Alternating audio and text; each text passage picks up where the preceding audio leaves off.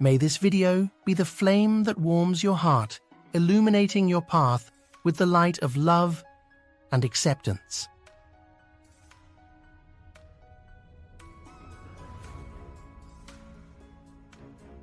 Sadhguru, Namaskaram. How to conduct oneself when, when you have a very exploitative spouse, You're talking about how to conduct him or yourself? myself. No, actually you want to know how to fix him, right? No, Sadhguru. So, this is very important. I'm particularly talking to you. Please sit down. It's very important that we are straight with life, you understand? What you want is your husband fixed. But because you're sitting in front of me, you're saying, Sadhguru, how do I fix myself to fit into this exploitation? Which is not the truth. You want to know how to fix the man. Yes or no? Please tell me, all the ladies.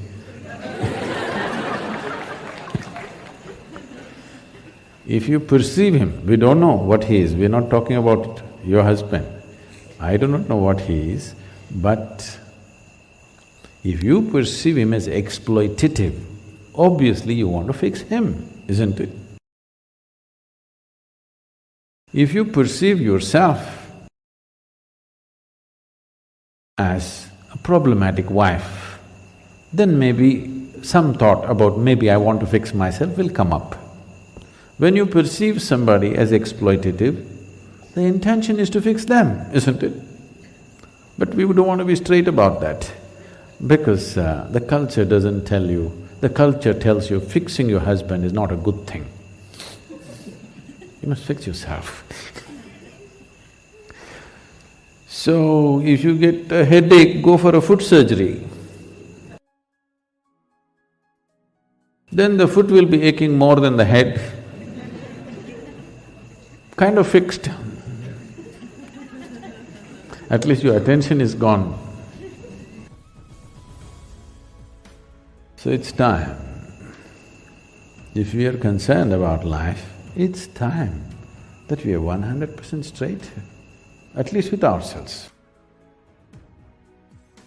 Maybe in the world we don't know what profession you have, what situations you have, we don't know how straight you can be. I will not interfere with that, but at least with yourself, you must be 100% straight, very important. Otherwise, neither yourself nor your life situations will ever get fixed, simply complaining and going on. Life will be a lifelong complaint for a whole lot of people because they don't want to address it, they want to beat around it. So, husband fixing program we must do.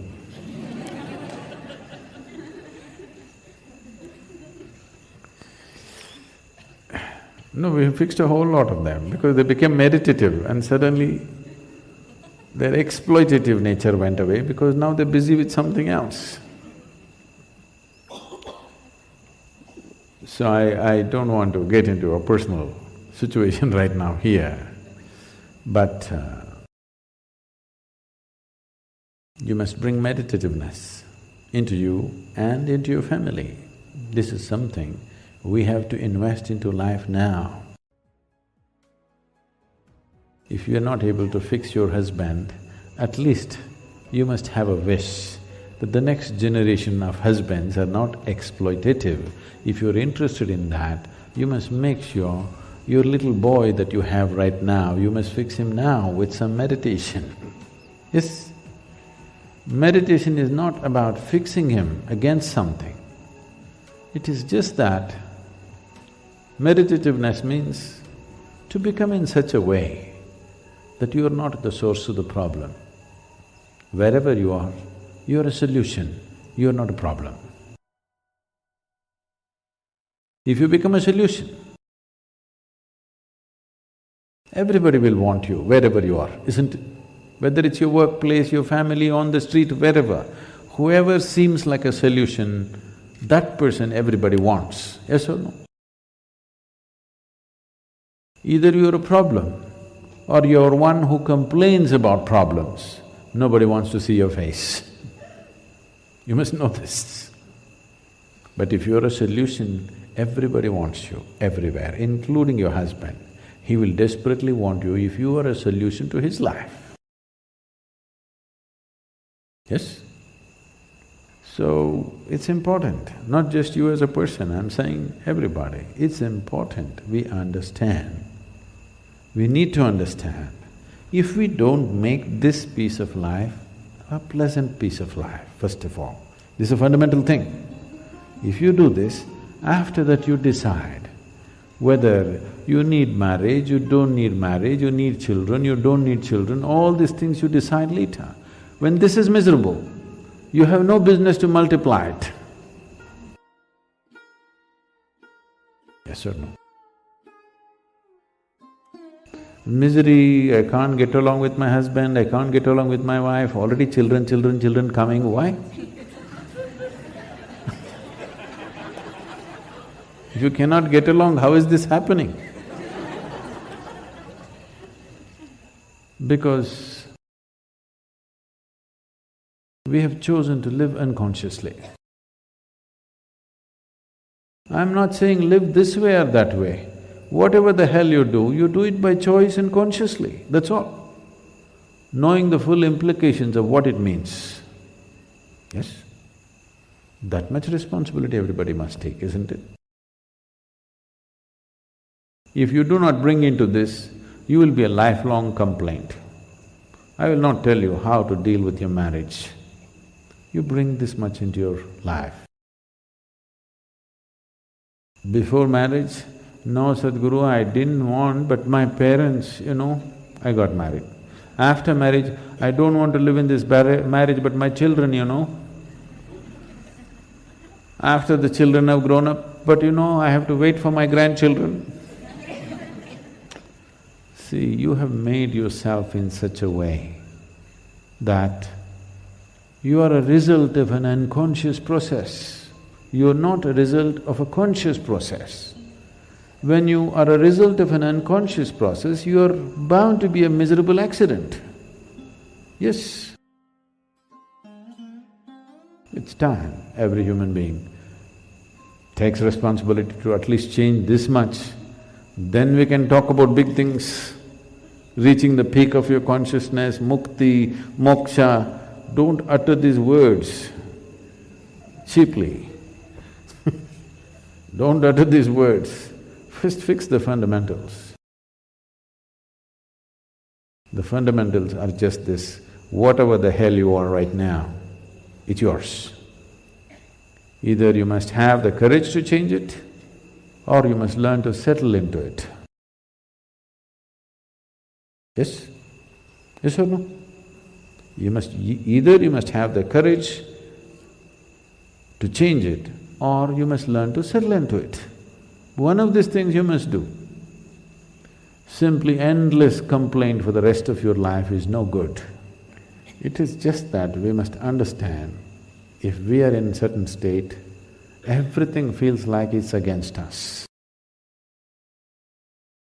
You fix this, after that you decide which way your life should be. You stay there, there's a consequence, you get out, there's a consequence. Everything there is a consequence. But at least let it be a conscious consequence. Instead of being a helpless, unconscious state of existence. 3:05, 3:40, I just come awake, because some changes happen in the nature at that time. My body just comes awake. If I want, I can get up and do what I want. If I don't want, I can sleep some more, but it always comes awake. So you have to bring some sensitivity into the system that, see, you are a product of this planet, yes or no? Whatever nonsense individuals may think about themselves, we are all just a pop-up from this planet. You've seen those pop-ups on the computer screen? Pop, pop, yes? You're just a pop-up. you'll be gone. You can't believe you will be gone. Ah, me? I will be gone? Yes, all the very smart people, countless number of people who walked this planet before and you and me, where the hell are they, huh? Not a sign. All became topsoil, isn't it so? Weren't they pop-ups? Aren't you a pop-up? Poop, poop. You may think you have a great life and this and that. As far as the earth is concerned, it's just recycling its soil. Just throws you up and draws you back, throws you up and draws you back. So, in this little pop-up, the important thing and the most important thing is, you create sensitivity within you, such sensitivity that every dimension of life comes into your experience. Before you fall dead, is it not important you experience this life in this fullest possible scale? Yes or no? Experience means people think we must party every day. No, same damn thing how many times you will do. There is much more for the human life to explore. You must become sensitive. When I say sensitive, because the word sensitive is used in a wrong way in the sense, when people say, oh, she's very sensitive, we are supposed to understand, she will get hurt for just about anything. Yes? No, being sensitive to life and being ego-sensitive are two different things. Being sensitive to life means if you walk into this hall, you experience everything that's here, you don't miss a thing. If you walk outside, you don't miss a thing. Every dimension of life should come into your experience. This happened. Shankaran Pillai bought a what? He bought a work donkey.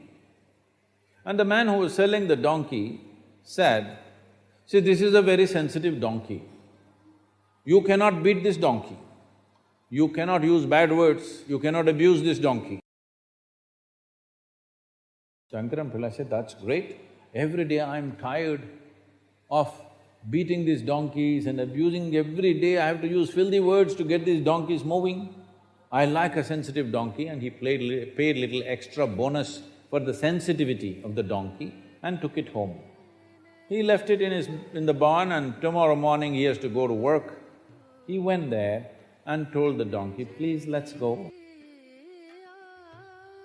No response. He said, please, let us go. Nothing. He went down on his knees and prayed. Nothing. You're not supposed to abuse it, you're not supposed to beat it. Not knowing what to do, he went back to the man who sold the donkey. See, I requested, I pleaded, I prayed. He's not responding, what am I supposed to do? That man said, is that so? Let me see. And he came. He picked up a thick stick like that. One whack on the head. And then he threw the stick and said, come. The donkey followed. Shankaran Pillai got furious, you idiot, you said it's a sensitive donkey, and the way you hit this animal, I've never hit an animal like this in my life. He said, no, he's very sensitive, first you have to get his attention. So, developing sensitivity means, if you simply close your eyes, you must know what phase of moon it is right now, because all this is playing in your body.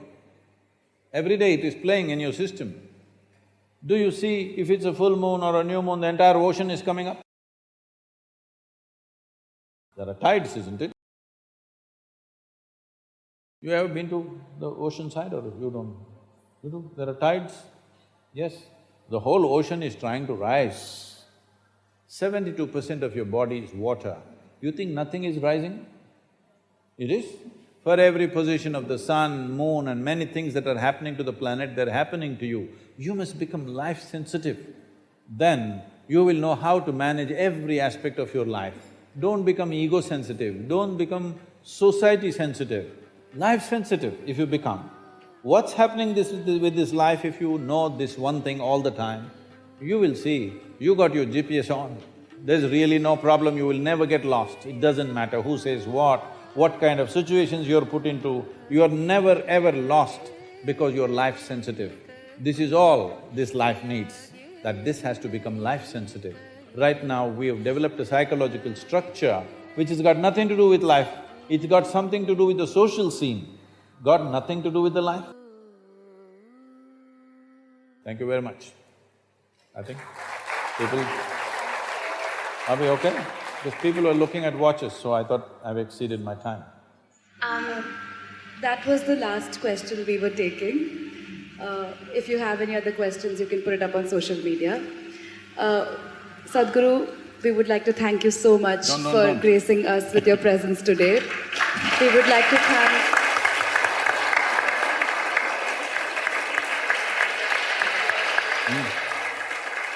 Well, I would like to say a few words. All of you young girls or women or however we refer to you, you look like girls to me. That may be because of my…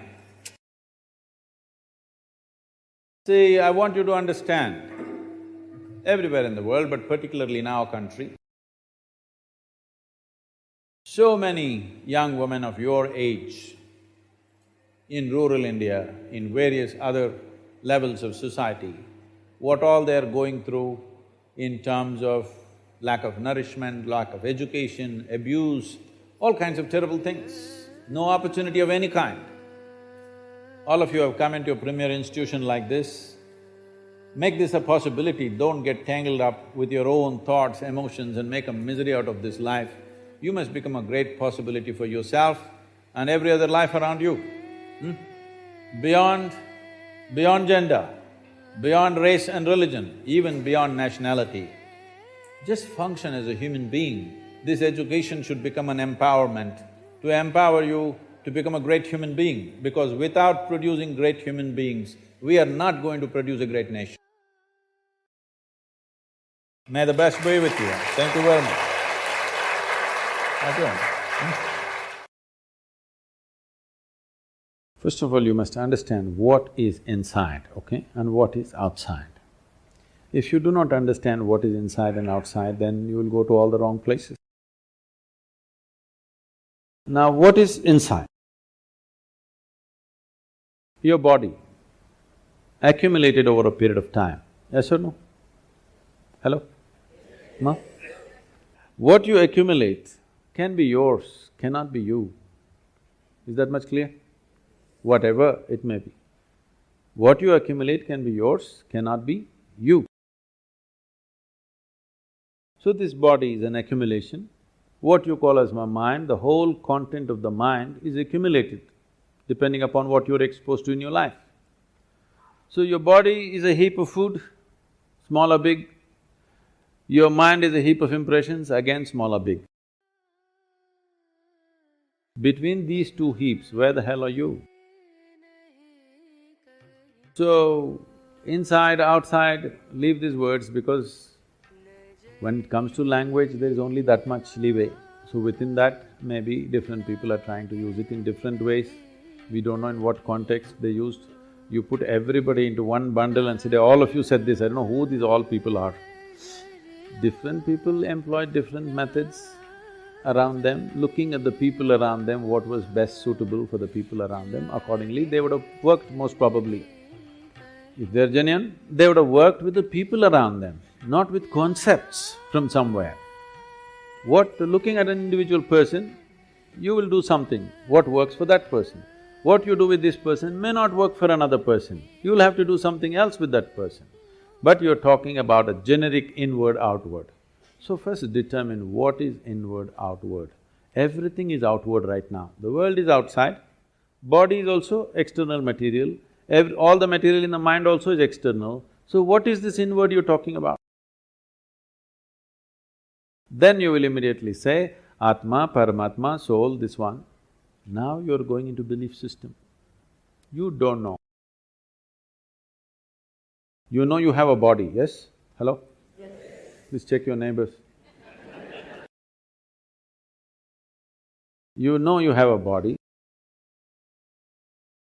You believe you have a mind.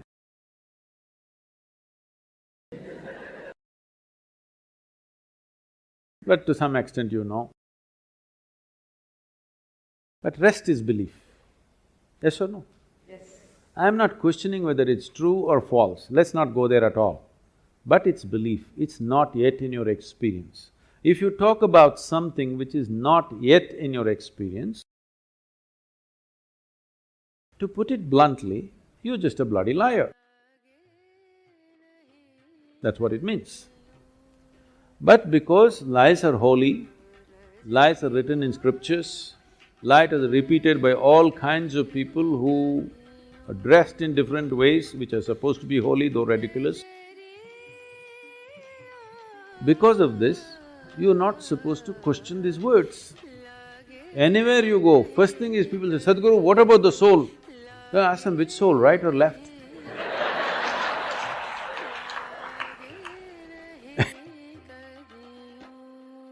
So, let's not talk about something that is not in your experience. Right now, your body is in your experience to some extent, your mind is in your experience to some extent, rest you don't know. But we can infer. If I have to accumulate this much body, if I have to accumulate this much mind, something more fundamental must be there. Yes? Something more fundamental must be there. We don't know what the hell it is. For now, we will call it you. How you will go into yourself? I'm asking. You can go into this hall, you can go out of this hall. How will you go into yourself, I'm asking? Saying, let's leave this is not the way. You do this way. What is not you, all those things you keep it aside. Before today, before you go to bed, everything that's not you, keep it aside. They may be precious to you. You think about it, your house, is it you? Oh, my house. All right, you have lots of passion about it, but all right, keep it aside. Your husband, is it you? No, that's easy, he's not me.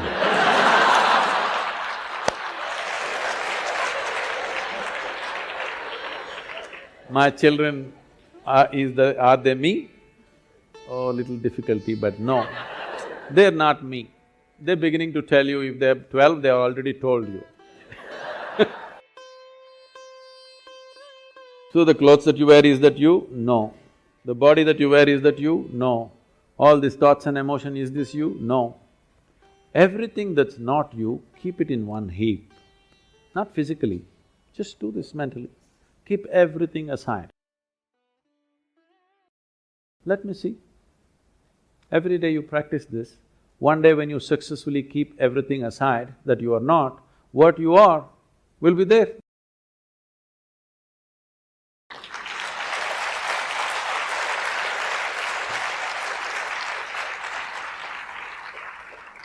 We have too many ideas about things that we have not seen.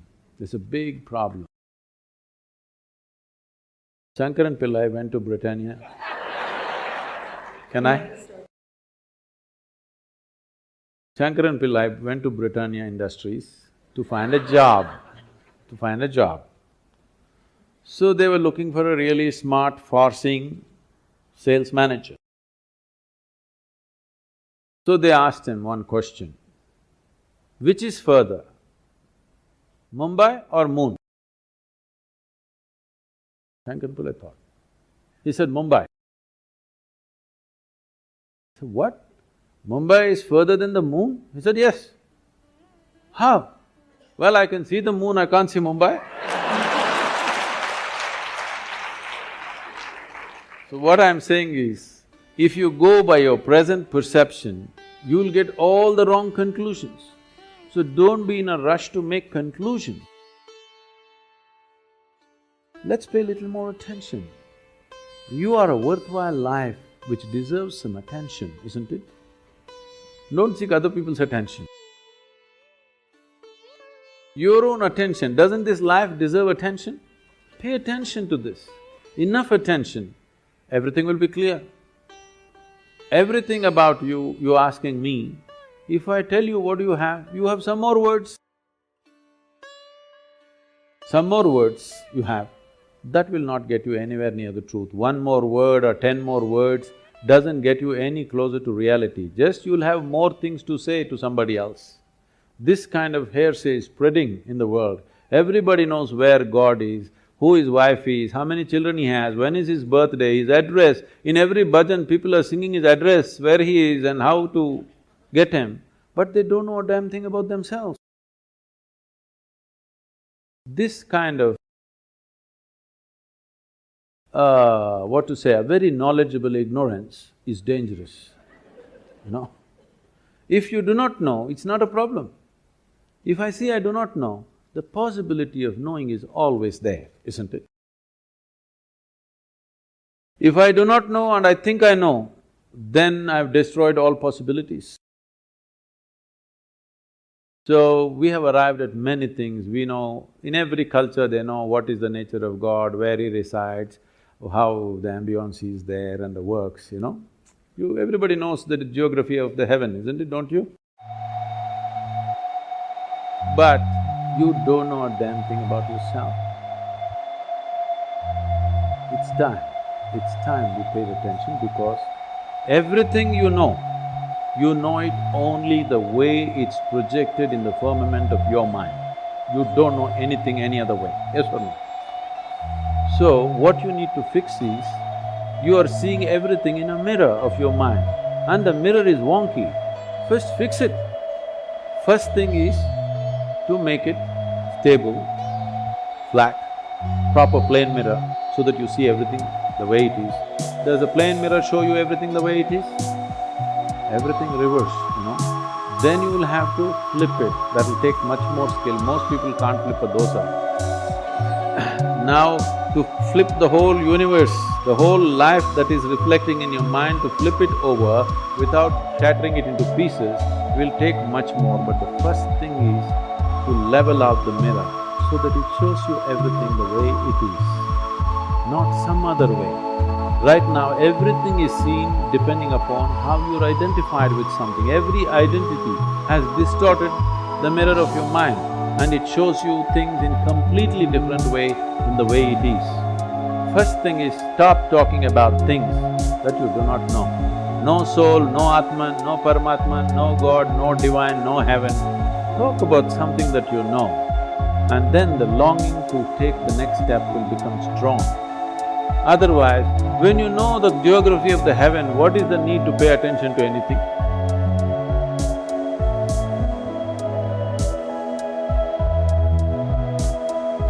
We appreciate you being part of this incredible journey. Keep exploring our channel for more inspiration and transformative insights.